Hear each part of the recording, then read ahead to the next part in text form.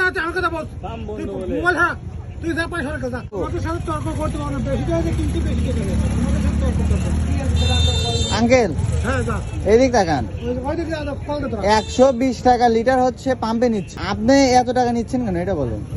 তোর কাছে আমার কৈফত দিলা, তুই পাম্পে চালিয়ে এসে তারপর আমি কইনি যা।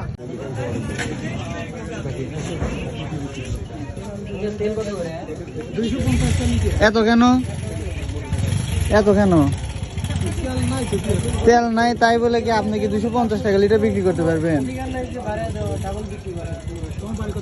আমাদের বাড়ি বিনায়কপুর সরকার। আচ্ছা ওইখান থেকে তো আমি নেবো, পাম্পে তো যাবো। আমাদের সাথে তর্ক করতে পারো না, বেশি টাকা কিন্তু বেশি টাকা দেবে, আমাদের সাথে তর্ক করতে।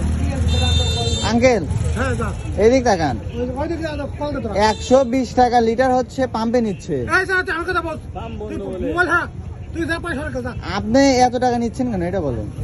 তোর কাছে আমার কৈফত দিলা, তুই পাম্পে চালিয়ে এসে তারপর আমি কইনি যা। আচ্ছা ঠিক আছে চলো।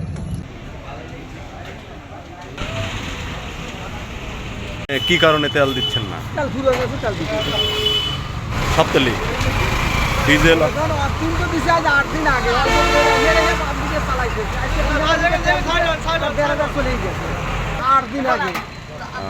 ঈদের আগে দিছে। আচ্ছা, এটা কি দিতেছেন? এটা ডিজেল।